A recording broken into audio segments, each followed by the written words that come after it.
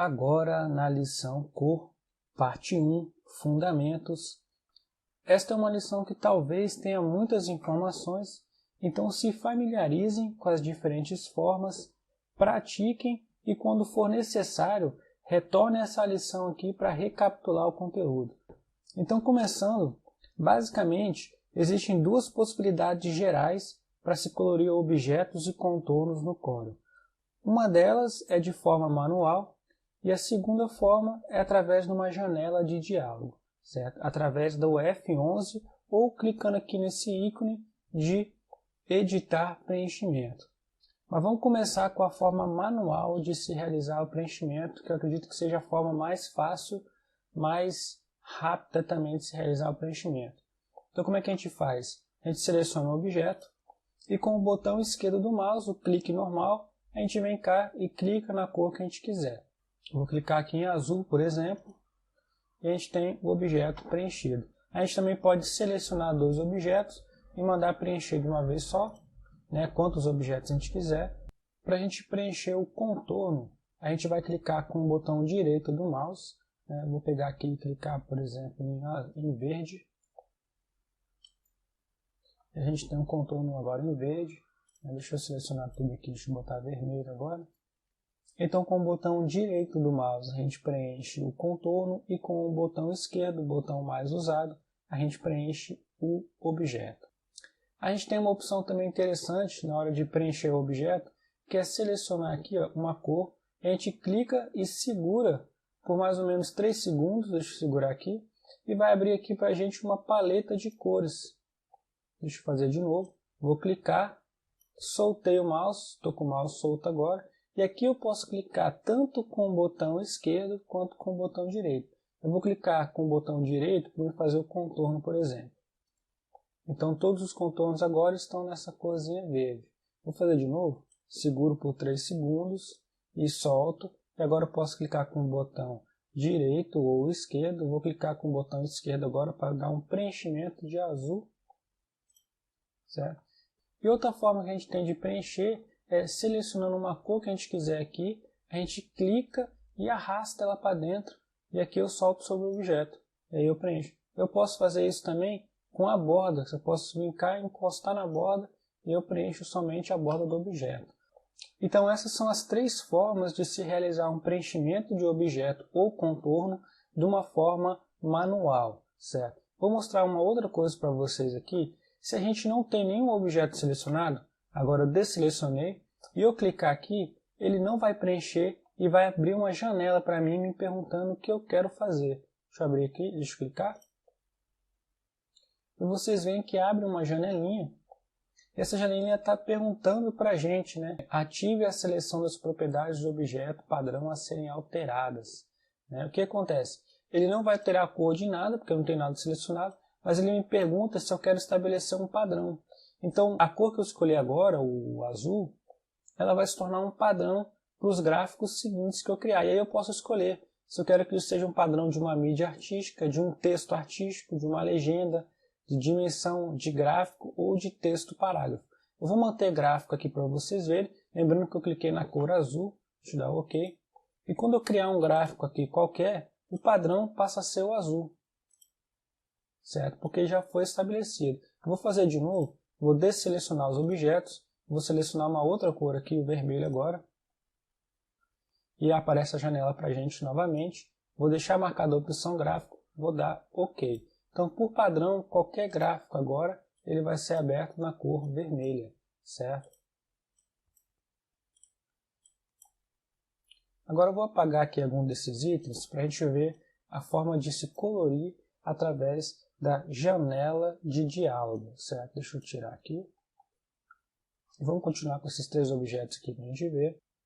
Eu vou selecionar um objeto e vou vir aqui em editar preenchimento, certo? Abriu a janelinha de diálogo e a gente vai ter aqui em cima já as primeiras opções aqui são os tipos de preenchimento que a gente tem, certo?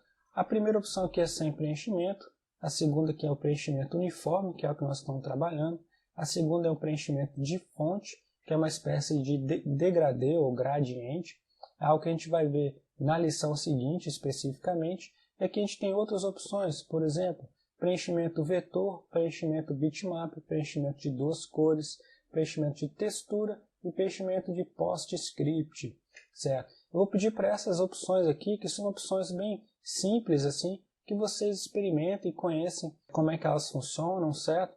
Mas hoje, na lição de hoje, a gente vai se ater a essa opção aqui, que é o preenchimento uniforme, né? A gente vai poder aprofundar um pouco mais nela, que é a lição que a gente tem mais informações aqui para abarcar. Então aqui, em preenchimento uniforme, a gente vai ter agora essas 3 opções de preenchimento. A primeira opção aqui, ó, opção de amostragem.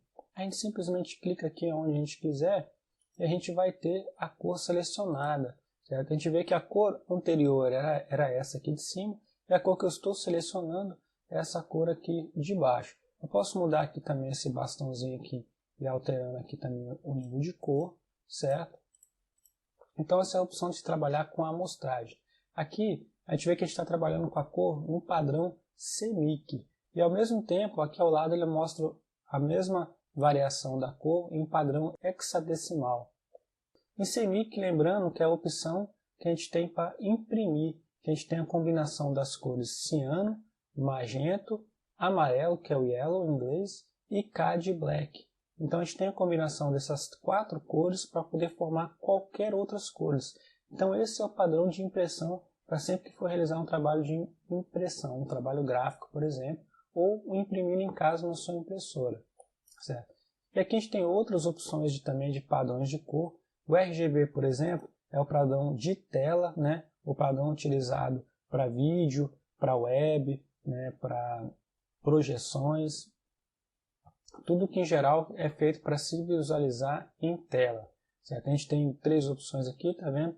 RGB, que é Red, Green e Blue, e as suas variações. A gente pode também alterar a variação aqui, ó, e você vê que ele muda de local aqui também, certo? Então deixa eu voltar aqui para CMYK, para a gente ver outras opções aqui. Vou mostrar direto aqui essa terceira opção, que é a forma de se selecionar uma cor através de paletas de cores. O que seria paletas de cores? São cores definidas, você vê que elas têm até nomes aqui, certo?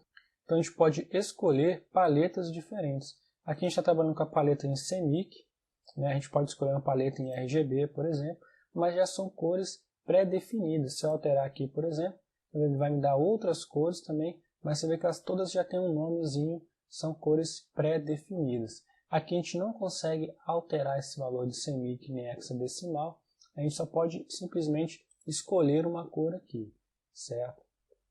Deixa eu voltar aqui para o padrão CMYK. A gente tem várias opções aqui também, se vocês quiserem pesquisarem aí, por exemplo, compostos aqui, ó, a gente tem outras opções, cor Pantone também, para quem conhece, sabe o que é trabalhar com cores para gráfica, né? Pantone são cores especiais, então aqui a gente tem uma paleta, por exemplo, de cores Pantone, mas eu não vou me aprofundar nisso agora, eu vou retornar aqui de novo para as cores em CMYK, certo? E agora vamos ver que essa terceira opção, essa opção aqui do meio, que é a opção mais interessante que eu acho, que é a opção de combinação de cores, certo? Aqui a gente tem uma cor azul, que foi selecionada. Aliás, não, nós estamos trabalhando com essa cor aqui, que é uma cor mais ou menos um bege, né? O bege está sendo representado aqui, ó, vocês veem essa setinha.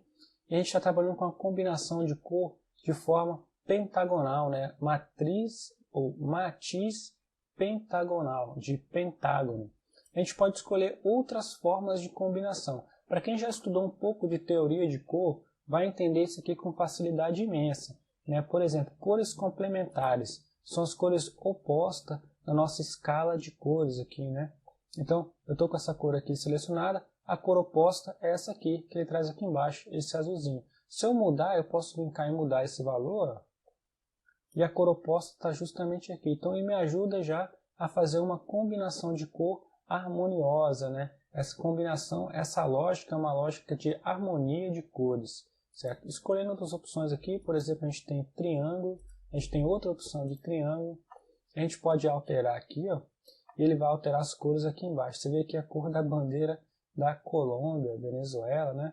Você vê que deu exatamente aqui. Você vê que é até uma combinação harmônica. Eu posso alterar aqui o valor, vocês veem, no meu triângulo. Você vê que o triângulo ele mantém a sua simetria, certo? Então aqui essa opção de combinação harmônica em triângulo, a gente tem retângulo e a gente tem pentágono que a gente já tinha visto, certo?